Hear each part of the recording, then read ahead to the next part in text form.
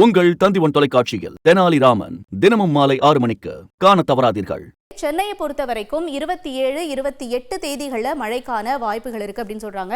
இல்லை இன்னும் கொஞ்சம் இன்ட்ரெஸ்டிங்காக பார்க்கக்கூடிய விஷயம் என்னென்னா, இந்த காற்று சுழற்சியானது வடகடலோர மாவட்டங்கள் வழியாக பயணித்து அதற்கு அடுத்தபடியாக அரபிக்கடல் வழியாக நோக்கி பயணம் செய்யும் அப்படின்றதை எதிர்பார்த்தோம். ஆனால் வரைபடம் நமக்கு என்ன சொல்லுது அப்படின்னு பார்த்தீங்கன்னா, இது மெல்ல மெல்ல மேலாகத்தான் நகரக்கூடிய காட்சிகளாக வரைபடம் சொல்லுது. அப்படியானா சென்னைக்கு 27ஆம் தேதி நிச்சயமாக ஒரு கனமழை இருக்கிறதுக்கான வாய்ப்புகள் இருக்குது. வானிலை ஆர்வலர் நம்மளோட இணைஞ்சிருக்காங்க கிருத்திகா முருகேசன் அவர்கள். வணக்கம் மேம். இப்போ நம்ம ஏற்கனவே சொல்லியிருந்தோம் 27, 28 தான் சென்னையில் மழை இருக்கும் அப்படின்னு சொல்லி. அதே நேரத்தில் இது வடகடலோரம் டெல்டா மாவட்டங்களில் மழையை கொடுக்கும்னு சொல்லியிருந்தோம். ஆனால் இப்போ நம்ம திரையில் பார்க்கும் பொழுது இந்த காற்று சுழற்சி மெல்ல மெல்ல மேல் நோக்கி நகரக்கூடியதாக இருக்குது.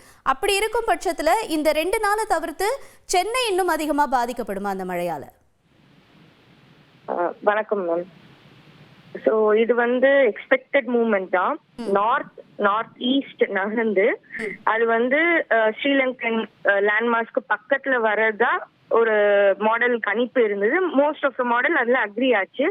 ஸோ அந்த லேண்ட்மார்க்ஸ் கிட்ட அது ஸ்டால் ஆகிற சிச்சுவேஷன் ஆகும்போதுதான் நம்மளுக்கு அந்த அன்சர்டனிட்டி, ஒரு மாடல் ஒரு மாதிரி காமிக்கிறது, இன்னொரு மாடல் வேற மாதிரி காமிக்கிறதும் இருந்தது.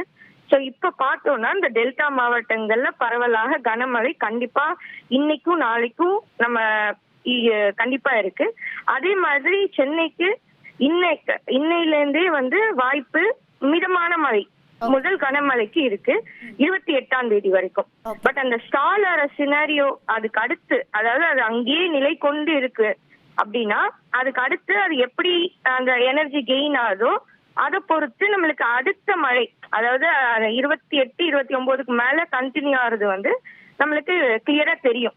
அது இன்னைக்கு நாளைக்கு ரன்ஸ்ல நம்மளுக்கு கொஞ்சம் தெளிவான பிக்சர் நம்மளுக்கு கிடைக்கிறதுக்கு வாய்ப்பு இருக்கு. உங்கள் தந்திவன் தொலைக்காட்சியில் தெனாலிராமன் தினமும் மாலை 6 மணிக்கு காண தவறாதீர்கள்.